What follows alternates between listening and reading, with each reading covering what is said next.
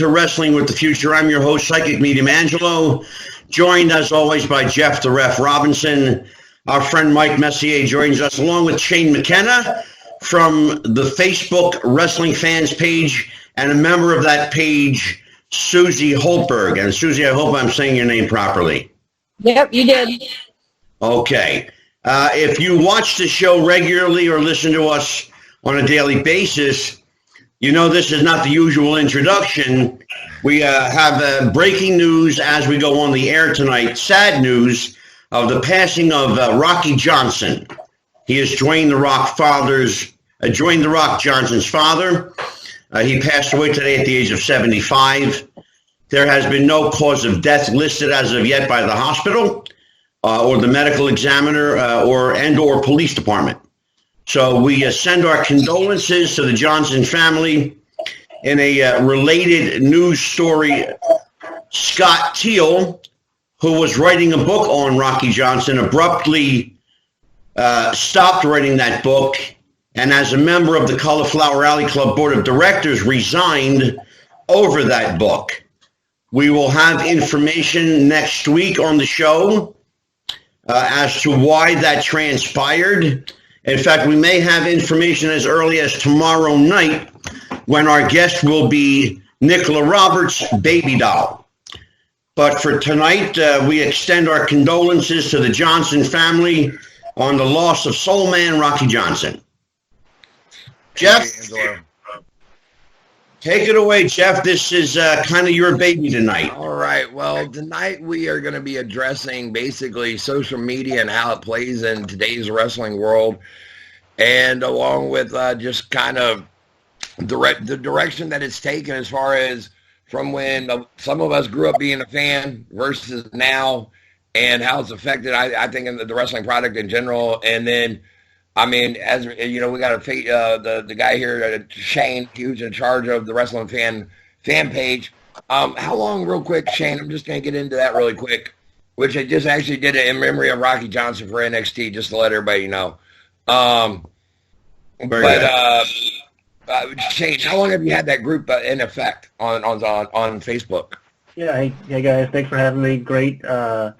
Long-time wrestling fan, first-time caller here. But I've had the group since September 2017. Okay. And it's got over 32,000 members.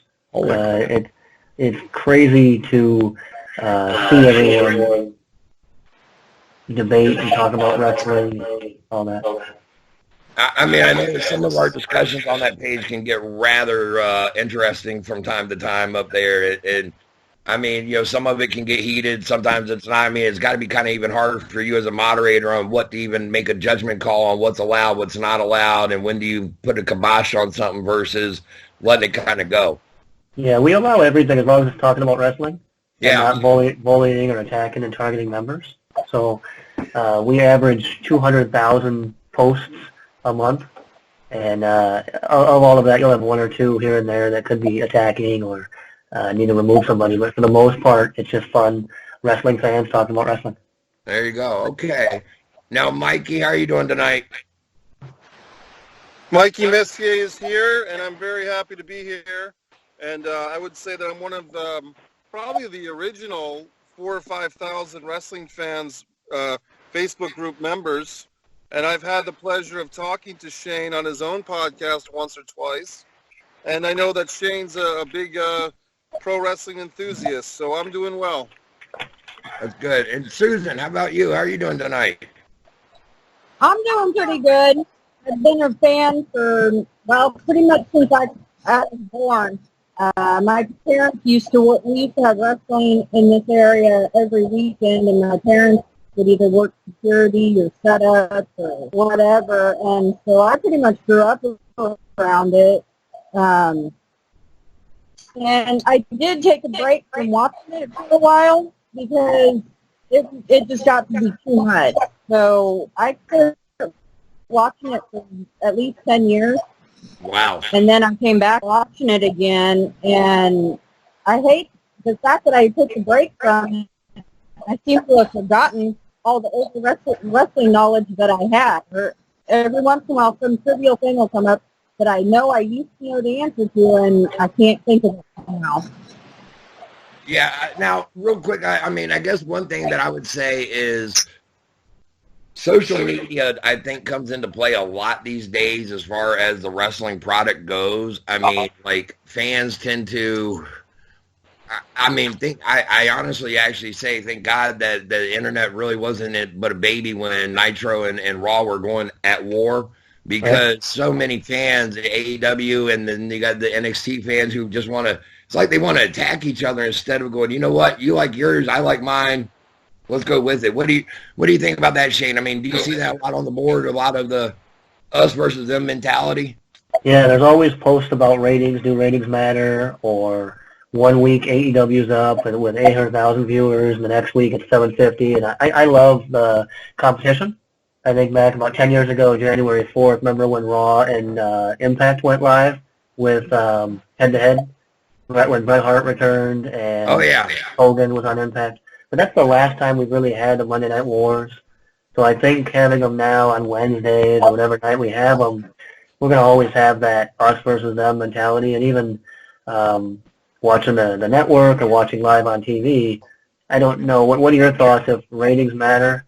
Do you think ratings matter, and do you like the head-to-head back and forth?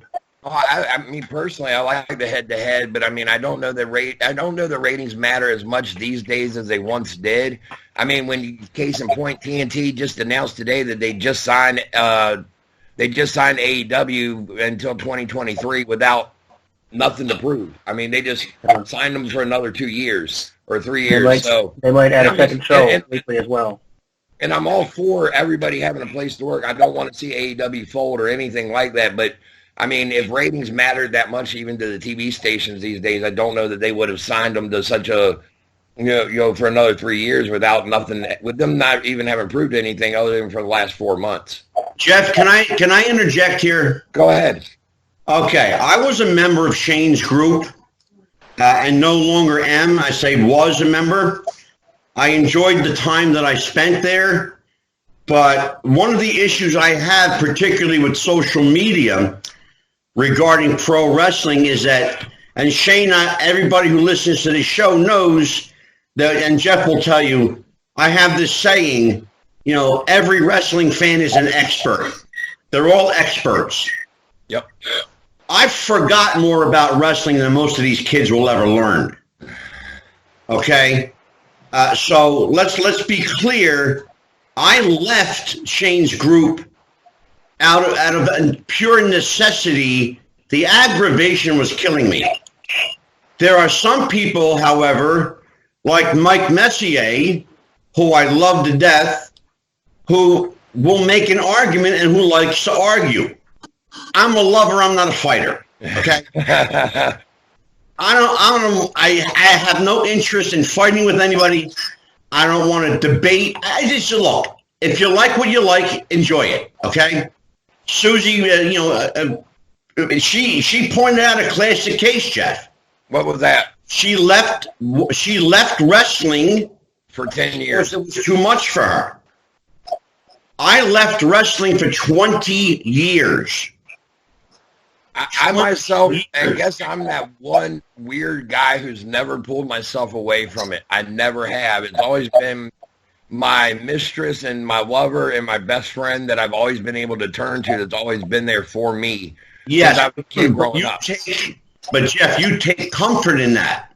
I do. It was no longer comforting for me. No, I get that. I do. I totally get that too.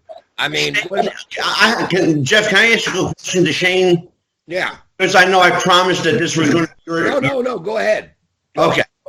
Shane, my question to you is simple. As the moderator and creator of this group, what say-so do you have over how much debate and or argument you'll allow? What do you mean say-so? What's an example? What input do you have over how much you'll... I guess it's kind of what I was asking. How much do you let them get away with before you finally put a kibosh on it? Good, yeah. Put it. I let a lot go on until somebody messages me on the Facebook Messenger or until they report a comment or things like that. So it's hard to see 175 or 200,000 comments a month. It's hard to go through that and comb through it and look for There are keyword alerts now where you can put in certain words and be notified about that. But even that, do I want to comb through that, and do I enjoy doing that? So the short answer is everything goes, and they have it out, have fun, enjoy the group. If someone's really giving you a hard time, block them or shoot me a message or report a comment. Does that answer your question? It does for me. I mean, what about you, Thank you. Angelo? Thank you. Mike or Susie, is your experience different, or is that your experience? Well, I guess I'll jump. Go ahead, Susie. I was going to say, my experience in the group, I'm actually not on there as much as I used to be, because for a while when AEW was getting started, that people would comment on things, and I would remark, and I would get jumped on. Yeah. It was like they started bashing me, calling me all kinds of names and stuff, and I would fight back with them for a while, but then it's just like, I don't have time for this. I'll just do something else instead. And so I have another group that I spend quite a bit of time. And we get in arguments in that group, but it's not as bad as sometimes that it is in wrestling things. Okay, makes sense. Jeff, I have a question for you. Go. What is it about social media that's so divisive when it comes to wrestling? I have really, I mean, I think social media is probably, with wrestling fans, is probably where you're going to see some of the most passionate people you will ever see in any walk of life. I mean, more so than any even sports fan out there supporting their team, more than any, it's crazy to watch. I mean, case in point, recent history, when because of a comment that Jim Cornette made on a TV show, Twitter takes over and all of a sudden he's pulled off the air. Yeah. I mean, that to me is crazy. That just is beyond my comprehension of that the power of social media is like that these days where the wrestling culture is concerned. When it used to be, get a thick skin or don't watch. I mean, well, get up. Then Jeff, I have a question for you. Yeah. Was it social media that did that, or was it Cornette's mouth? I think it was, okay, Cornette did not do himself any favors by the comment, but social media came into play as far as going after the NWA and telling them, we're not going to watch you if you don't pull them off the air. And then as soon as they pull them off the air, guess what? They still didn't watch. They actually turned them off in droves. That's a very good point, Jeff. Mikey, chime in here, please. I guess my thought is that for me, I enjoy provoking people. And Shane's group, along with other groups, why not provoke people? To me, I mean, I remember going to the Baltimore Arena and you'd have Rock and Roll Express fans getting into shouting matches with Tully and Arn fans. You'd have Barry Windham fans about to fist fight with Great Muta fans in Asheville, North Carolina. So for me, it's like an old-fashioned hockey game, the Flyers versus the Capitals in the 1980s. There should be a little bit of testosterone, a little bit of machismo amongst the fans. And if it's keyboard warriors and that's all it is, that's fine. But I think that we live in a society that demands politeness, political correctness, watch your P's and Q's, don't upset anybody. We're always being videotaped everywhere you go. So if a social media forum like on Facebook for professional wrestling, which, believe it or not, folks, is based on conflict, if that's where people can have a little bit of fun and let their hair down and insult somebody, then that's fine. That's all good fun. Nobody gets hurt. Fair enough. I mean, I could get that, but I mean, I think at the same token, like Susan was saying, there's taking it a little too far. I mean, just because she had a comment, you get 20 or 30 people all of a sudden dive in on you and go, you're wrong and you suck and you're this and you're that. You don't need to name call me because of my opinion. You don't agree with it. Well, I may not agree with something you say, Mike, but I'm not going to sit there and go, well, look here, you suck, and so does your mom and your dad and your cat. I'm not going to go and insult everybody, just because your opinion's different than mine. I've had professional wrestlers retweet and insult me. Lance Storm, Disco Inferno, Joey Ryan have all insulted me on Twitter, and I'm still sitting here. I'm not crying about it. You know, I think actually fans take pride in having a wrestler cut a promo on them on Twitter. I really do. Yeah, I mean, that I think to them is like the ultimate go-to, like, hey, look at it there. I riled them up, you know, or I got blocked by them, you know. Yeah, I've been blocked by Jericho. I've been blocked by Cornette, and I still buy his stuff. I still buy his hamburger towels and so forth. Oh, I hey, don't take it personally. It took me 8 months, but I got blocked by Joey Ryan. Yeah, Be getting on him about doing his penis flips. So he's horrible.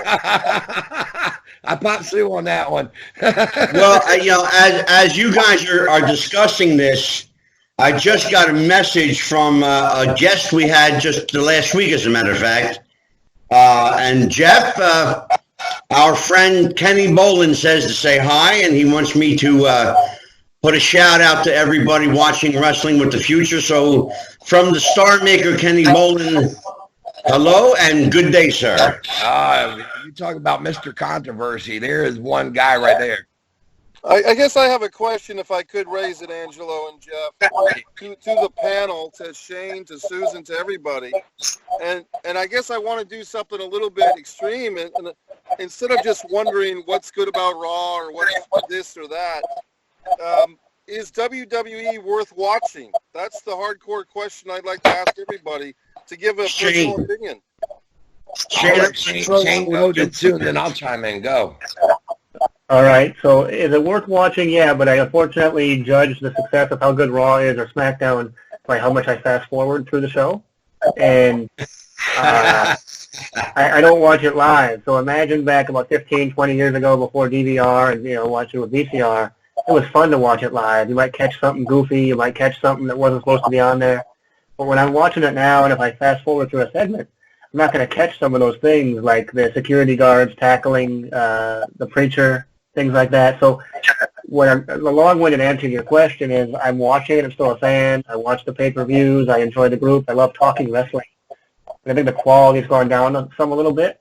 And when they come to town, I don't go as often as I used to a few years ago. I wish I had that energy and desire and love to go and pay $35, $45, $75 to go to watch a show. What about you, Sue? I think it's watchable. If nothing else, it supports the certain wrestlers that the fans, you know, they can pick and choose who they like, and supporting them is important as much as supporting the company. I don't agree with everything the company is doing. I don't get it. Like the Bobby Lashley Lana crap, I don't get it. But apparently people love it, and I really wish they quit so the storyline fits in. It's gone on way too long already. But I still watch it. Even when I wasn't watching wrestling regularly, I would check in every once in a while and catch it. My biggest thing was I grew up here, being close to Kansas City. I was on a WCW. That was my company. When it started going downhill and it looked like WWE was going to buy it, that's when I quit watching. And I regret doing that now because I did miss some great things. But at the time, I just wasn't feeling it anymore. It didn't matter. I recorded it more than I watched it live. And it was just, I decided to just give it a break and it wasn't the same for you. The only reason I came back was I actually was flipping through the channel and it was on and I stopped it and watched it, and the match that I watched was a Roman Reigns match. And I know everybody gives himself beat up.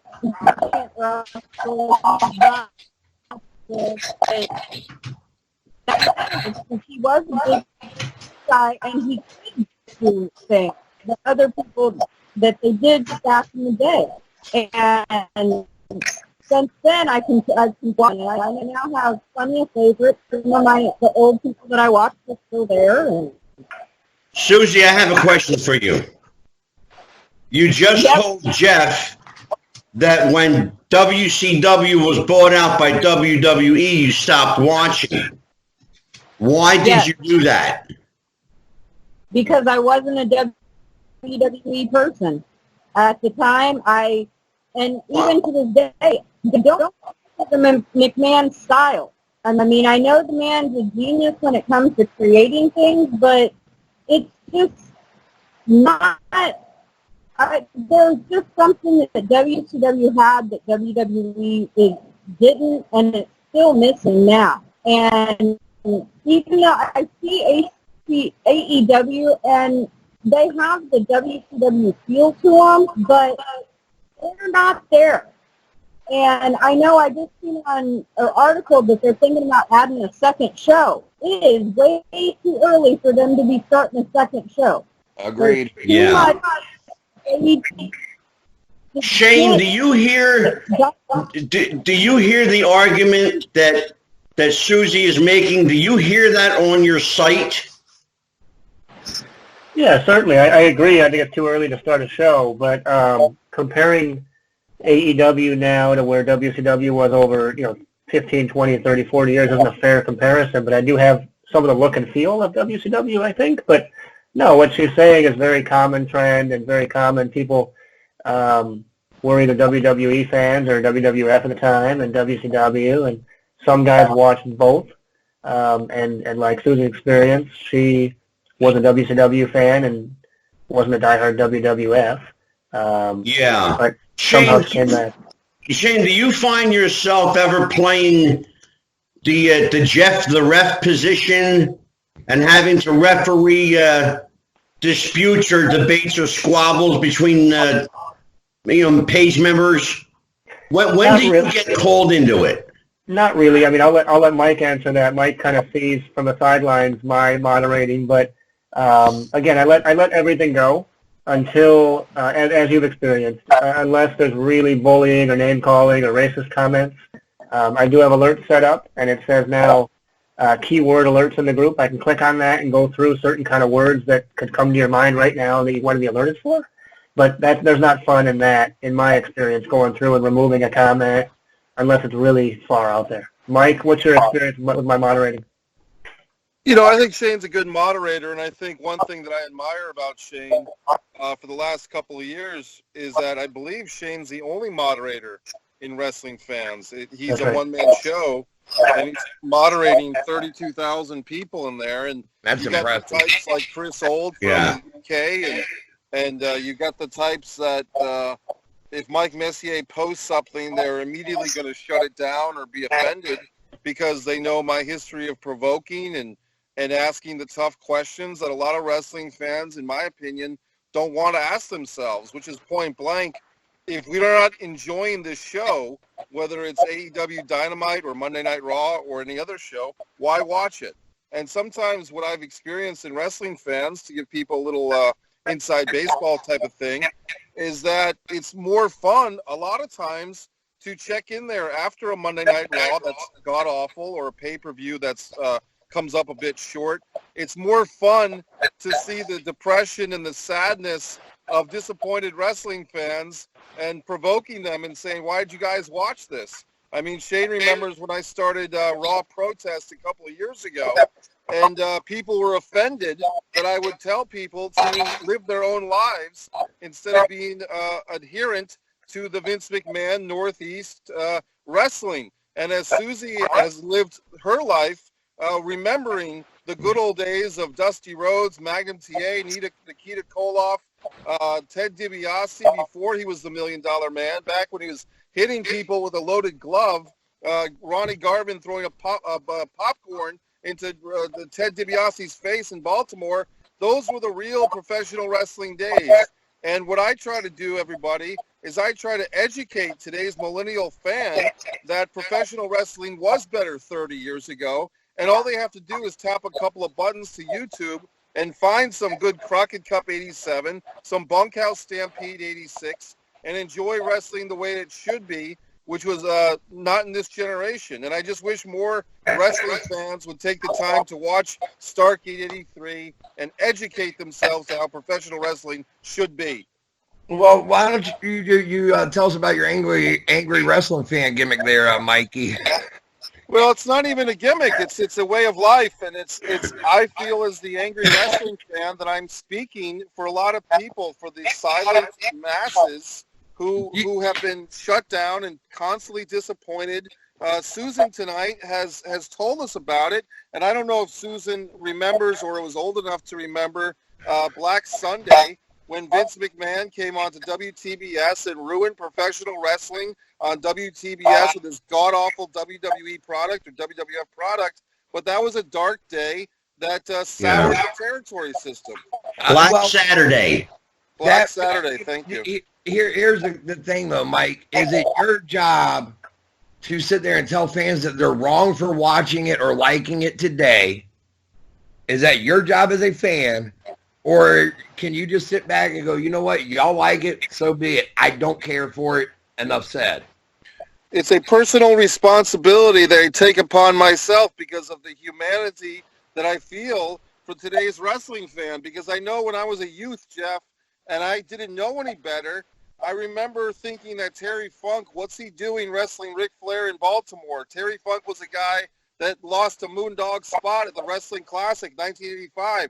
Why is he getting a world title match with Ric Flair? And someone had to educate me and take me aside and show me the evolution of Terry Funk. So I feel like I'm passing the baton of wrestling knowledge to these young, idiotic millennial fans who don't know any better. I'm trying to educate these little bastards.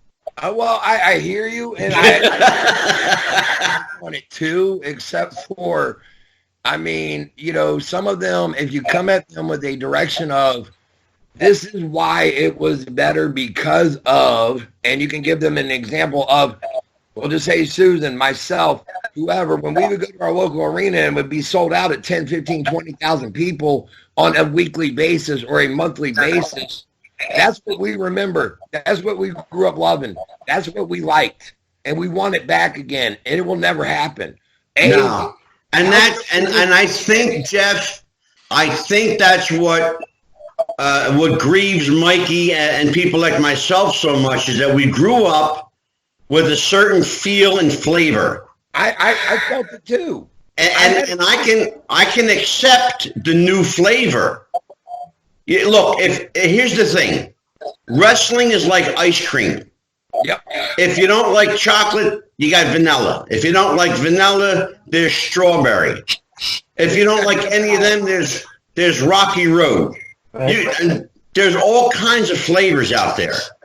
You know, and Mikey, you really have to like stop being so shy and speak your mind, you know. Well, look, I remember, and I don't know everybody's situations, but I remember going to the Baltimore Arena and having chills up my young spine, knowing that with 13,000 other hardcore wrestling fans in Baltimore, we were about to go see the Road Warriors wrestle with their spikes on and destroy the Midnight Express, and we knew that we were in town for a fight.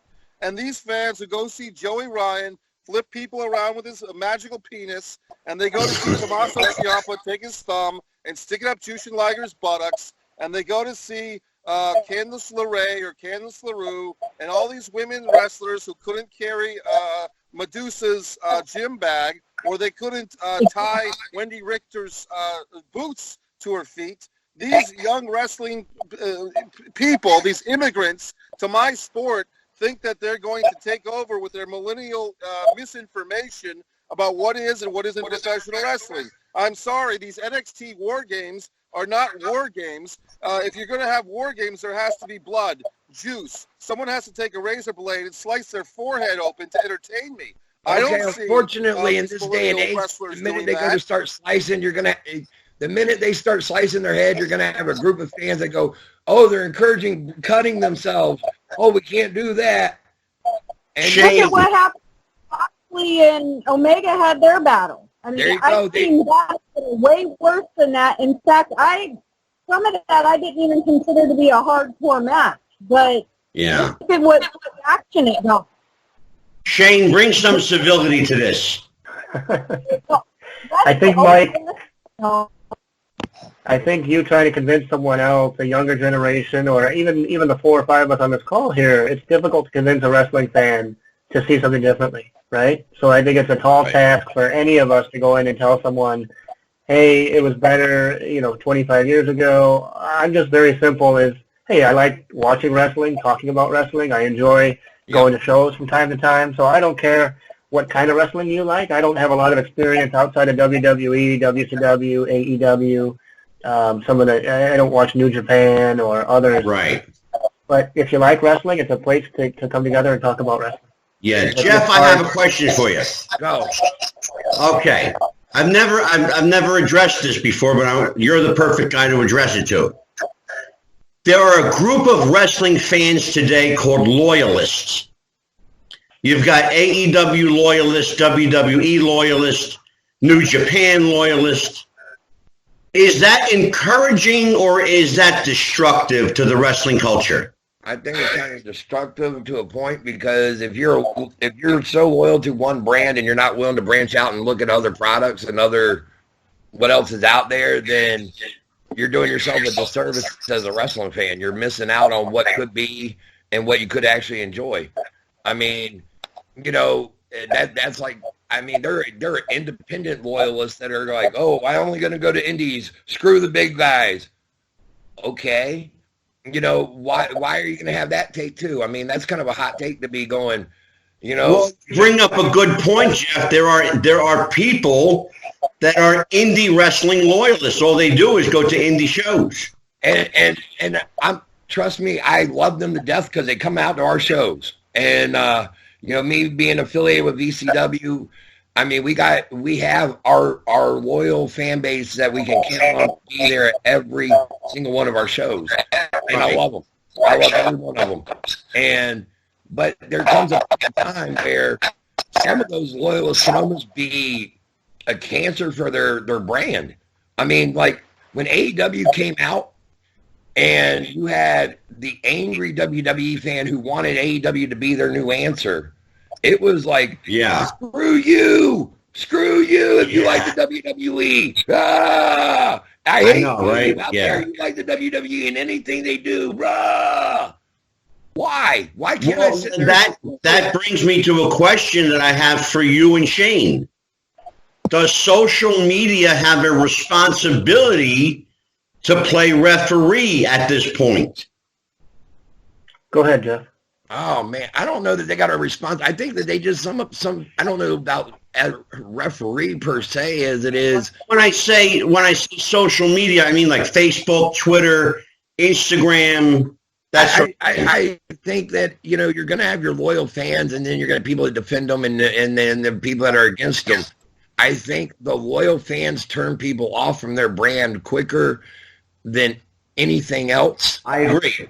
And I mean, I had a friend of mine. He compared wrestling loyalists to the Dallas Cowboy fans. He said, whereas we got our 5 rings, we haven't been to the playoffs in 15 years, but we got 5 rings. Yeah, I hear you. Over here. And you better like the Cowboys because everybody else sucks. Okay, I'm sorry. I mean, I like the Redskins. I admit they suck. I'm okay with my 3 rings. And I don't need you to tell me why your team is better than mine. So. But I don't know that you can referee on social media, but so much. I mean, everybody has should have a voice, and it's a matter of how loud are you making your voice, and are you using it for the betterment and the good for the good. There you go. Versus, yeah, Angelo, I think social media is great for wrestling. Think about Halftime Heat we had recently brought back, Halftime Heat, or the network. Think about the WWE network. Now we have Disney Plus. Was kind of came from the success of Disney Network. But if it weren't for the social media, we wouldn't see some of these dream matches or this network or the content available. So I think it's just a forum for people to go there and talk wrestling. So I don't think I need a referee. But if it weren't for social media, I think we wouldn't have the content we have today. Yeah, Well, Mikey, you're chomping at the bit. Go ahead. Well, I have one more thing to chime in, and I'll let Mikey go. Hang on. Yeah, go ahead, Jeff. I'm sorry. Social media does also work to the benefit of a lot of the wrestlers today, the indie boys especially. Yeah. Case in point, Jordan Oliver and the clip that went right? viral. Because of that clip, Jordan Oliver has now gotten booked overseas. And whether you like his style or not, that's not for anybody to judge. True. He was able to pick up bookings because of it. And I'm all for them using social media to get, if that is able to get them over, by all means. Yeah. Jeff, is that the new booking tool, do you think? I think that a lot of the younger generation, the millennials that Mikey's so against there, the millennial wrestler, are actually using it to their advantage. They're using it to get work. Yeah, I mean, because, okay, back when I started out as a referee, it was, mail me your tape, brother, and I'll let you know if I can give you work. Or, just show up, and if I got a spot for you, I'll give you one. And I may drive 5 or 6 hours to your show for you to go, sorry, brother, I ain't got nothing for you to do. Right. Yeah. Now I can sit there and go, here's my YouTube link. Here's a 5-minute clip. You tell me if you want me or not. Yep. Yeah, and you know what, Jeff? Having promoted for 22 years, I can tell you, I'm the guy that used to have to go through those tapes and headshots.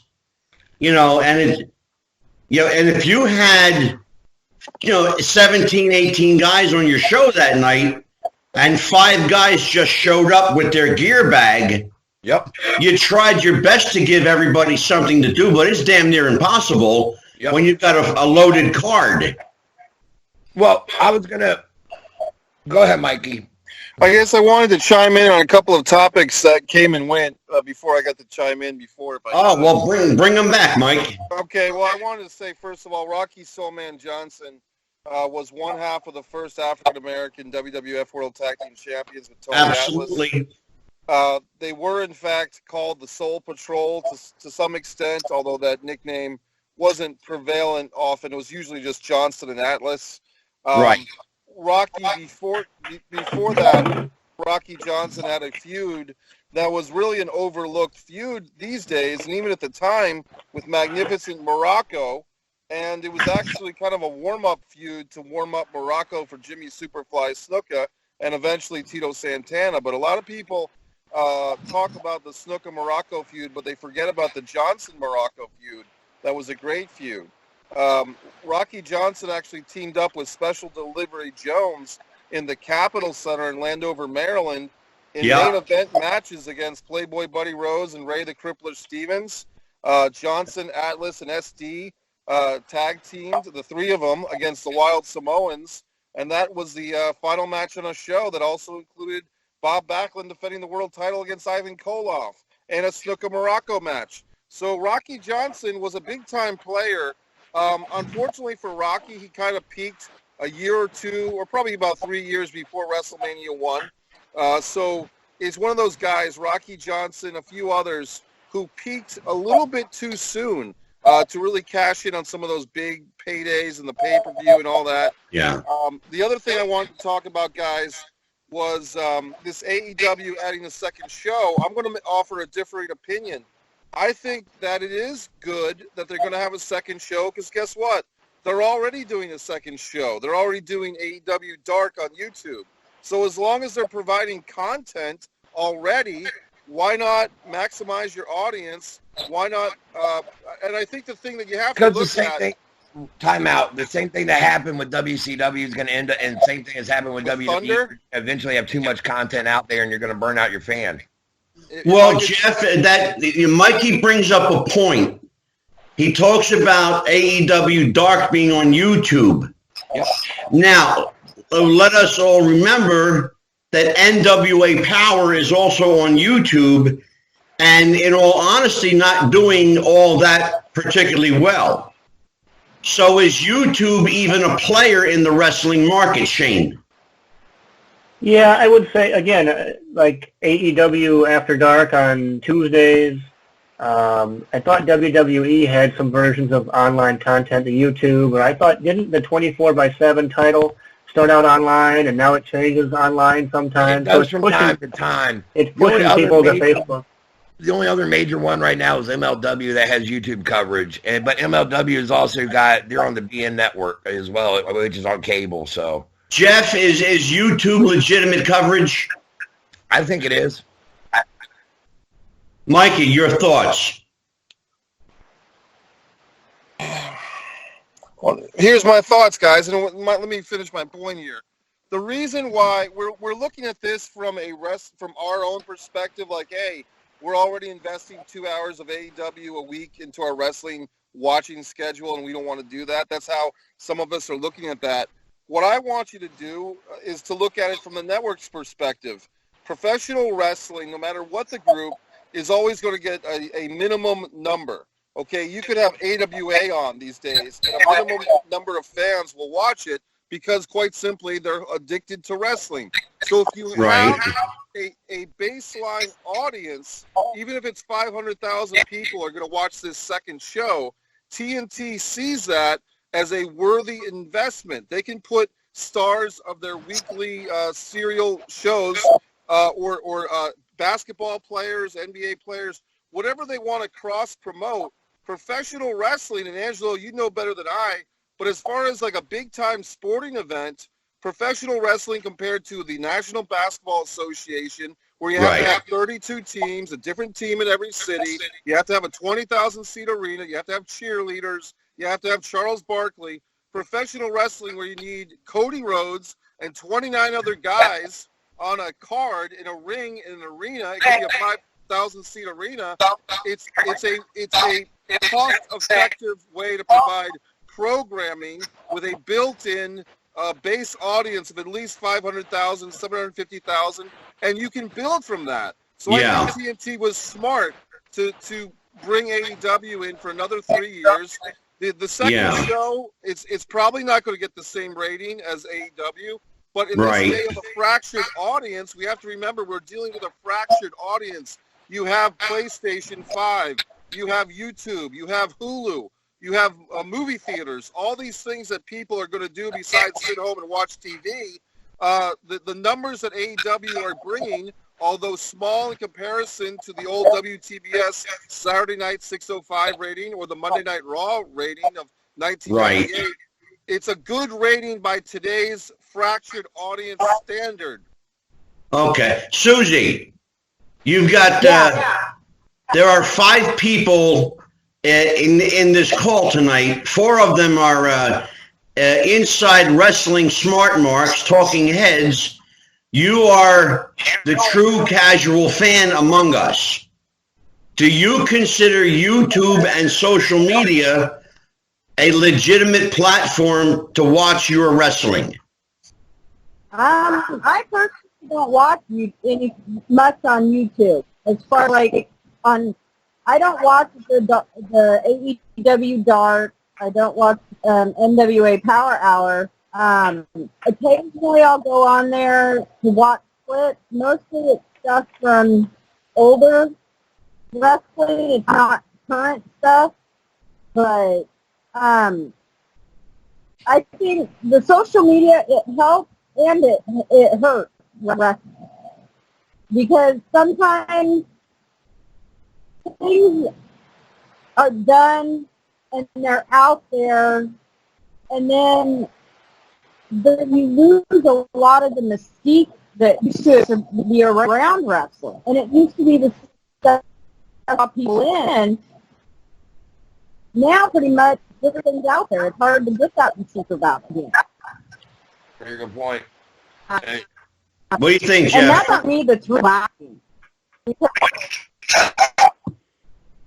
I know before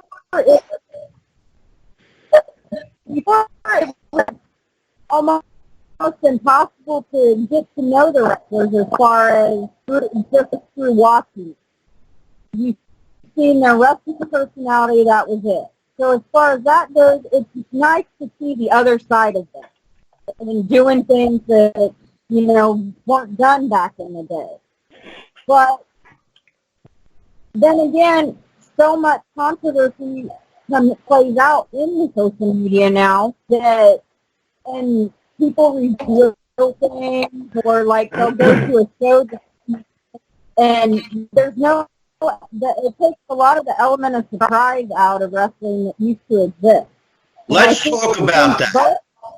Susie, I'm going to stop you there. Jeff, let's talk about the element of surprise. I want you and Shane to jump in here. Okay. As far as what social media taking away the element of surprise, I mean, yeah. Are there too many smart marks? No, I wholeheartedly agree. I think the internet and I have blamed the internet. I have blamed Dave Meltzer. I have blamed it all for why wrestling can't be what we, as a 4, even 5 of us, all grew up enjoying and liking and watching and whatever. Because, okay, yes, Dave Meltzer existed back in the 80s from 83 on up, pretty much. He had a dirt sheet out there. However, not so many people knew about it existing other than real insiders, you know. And us as wrestling fans, we depended on the wrestling magazines to give us our info. And then there became a thing in the 90s where it was the wrestling news hotlines, and not the 900 numbers, but people's homes where they would report from Meltzer's dirt sheet. So you would call up and it was like literally on their answering machine, and you would call up and hear it for like a 5-minute clip of whatever was going on. Sure. And it did that ruin it for me as a fan? No, because half the time of what you would hear and read, you would be like, that's bullshit anyway. And now it's almost like they don't want to be wrong. So everybody and their mama wants to jump on it. And then because of the internet, because of social media, everybody now thinks that they can be a critic. And your take on what may be a favorite match of yours may not be mine. That doesn't mean you're wrong. Just because Dave Meltzer may have not rated a 5-star in his mind doesn't mean it wasn't in mine. Yeah. So what about you, Shane? Yeah, I think you're going to have that for years and years and years. I think we would have had that back in the 90s as well if there was a platform for it. I think the WWW just got started back in the late 90s, early 2000s. I think we would have had those kind of debates then too. But conversely, think about CM Punk returning a few weeks ago to Backstage. I didn't watch Backstage until I saw CM Punk return. Right? So because I saw CM Punk on social media, I then tuned into this Backstage app or the show. Or DDP, Diamond Dallas Page returned last week. So it's cool to see a few things that are not spoiled, or where I see, Diamond Dallas Page is wrestling tonight. So I'm going to tune into AEW because there's certain things I'm getting glimpses of because of social media. So for me, it's an extension of watching the show. The last thing I'll say. Susie, let me ask you a question. Has social media in any way influenced your opinion of a particular wrestler? No, I make opinions about them. I'll see things and think, okay, maybe they shouldn't have done that, or they shouldn't have said that, or I get why people are saying that, but to me, I make my own opinion, and I'm not afraid to express my opinion. I will go in there and I'll deliberately know that they're going to jump on me for my opinion, and I'll still post it. And I'm waiting for it. Sometimes I'll even tag at the bottom, feel free to attack or whatever, I'm ready, or something like that, just because I know it's coming. But I don't let people affect my thoughts on any one particular wrestler that way, no. What's your take there, Mikey? I mean, do you think social media has kind of ruined it for the modern fan as far as them being able to get it out there? You're able to find out maybe the Royal Rumble spoilers ahead of time to where you're like, yeah, screw it, I ain't going to watch it now. I think social media has ruined pro wrestling less than social media has ruined a lot of other things, namely people's attention span, namely their emotional growth and their interaction with other human beings, dating. Dating, you can't even approach a young woman or an older woman in a supermarket or anywhere in person now you have to go to their Instagram page and like their Instagram modeling page before you ask them out on a date. And then you're a deviant because you actually want to go on a date with a female instead of just buying her ridiculous poster or whatever else is going on with these people. So for me, if professional wrestlers were to use social media to their advantage, and people like Chris Jericho, and to his credit, Kenny Omega, I don't give him credit very often, but about 3 or 4 years ago, Omega and Jericho worked a feud on social media. And then Jericho showed up in the Tokyo Dome, and it was a big shocking surprise, and that was a big crazy thing. If the wrestlers were to manipulate social media, and to give them a little bit of credit, MJF has done some of this, then they'd be okay. But when you see wrestlers wrestling each other in a 200 audience, a 200-person audience, and then tweeting, "Hey, bro, great match we had tonight, bro, hugs and kisses," then that kind of kills it. Yes, kayfabe is dead. Yes, we buried her a long time ago next to the corpse of Katie Vick, but we don't have to rub the salt in the wound and disrespect people and say, "Thanks for the great match, brother. See you next time I'm in town at the Waffle House." But you know what? Have a little bit of respect. Okay, but that I would actually challenge. That would actually be on the older wrestlers that are in the locker rooms today.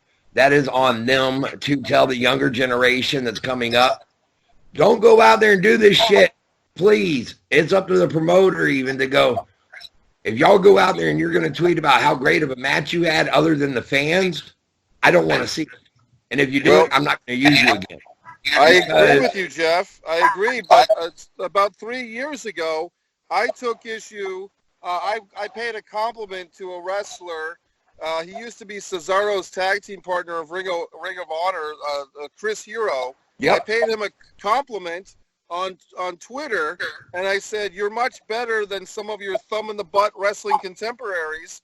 And Chris Hero took issue with me, and he said that the thumb-in-the-butt spot with Tommaso Ciampa, Jushin Liger, and the rest of them was a wonderful thing. That was a PWA thing in California where Tommaso Ciampa and Jushin Liger inserted their thumbs into each other's buttocks, and I took issue with that, and Chris Hero defended it. And other wrestling supposed fans, they will defend it. I mean, certain guys who come from that generation, they're going to defend it because they see it from a different set of eyes than even you or I or even older fans do. And again, though, when I say the older veterans, I mean, I'm talking, if you got a Ron Simmons on your show, it would be not, and I've seen him do it, be nothing for him to pull somebody aside and go, "Hey, you're a heel. Why are you going out there amongst the fans right now when everybody else is?" Right. You know, and that kind of thing. Guys, I've had a wonderful time, but you know what? We're getting ready to have to wrap it up, so I'm going to go ahead and let everybody get their social media plugs in there and whatnot. On behalf of Wrestling with the Future, I am Jeff the Ref. That is Angelo, Psychic Angelo over there. We are found on all your we are found on all of your platforms to hear. It's Podbean, Stitcher, Spotify, Apple. Give us a like, give us a download, give us a 5 stars, and we'd appreciate it. And we're up there on YouTube as well. And tomorrow night, our very special guest is going to be the one, the only Baby Doll. And I'm looking forward to having Miss Nicola Roberts on tomorrow night, the perfect tenor. So I'm going to go ahead and tell us about the Wrestling Fan page and everything else you want to plug there. Great. Yeah, thanks, Jeff. Thanks, Angelo, for the invite. Susie, great talking to you. Mike, as always. Quite welcome, Shane. If you are a fan of Wrestling Fans, I enjoy having discussions with you on there. If you're not yet a fan, look for Wrestling Fans on Facebook or Wrestling Fans 84, I believe, on Twitter. There you go. And Mikey. Well, Jeff the Ref, you might be within driving distance. I'm still here, yeah. You might be within driving distance, Jeff the Ref, of my event on Super Bowl, the big game day, let's just call it that. February 2nd, I will be in Wilmington, North Carolina at 4 o'clock, sharing Mike Messier films. It's Rhodey Woods Films and Football Fiesta. Look for that on Facebook. Rhodey Woods Film and Football Fiesta. 4 p.m. Mike Messier shares his films, Q&A, and 6:30 we will be watching the big game, and people can come and have a great time. All right. And Susie, do you have anything you want to plug? No. All right. Well, thank you. Twitter, Regan. Well, thank you very much for joining us tonight, Susan. It was a pleasure having you on there, getting a female fan perspective of things too. I mean, I think it's very interesting, and everything. So thank everyone very much for coming on tonight. We greatly appreciate it. Everyone have a wonderful night. Goodbye. Take care, guys. I'm Jeff the Ref. Angelo. I'm Psychic Medium Angelo saying we will see you at the matches. And happy wrestling, everybody. Bye-bye. Bye.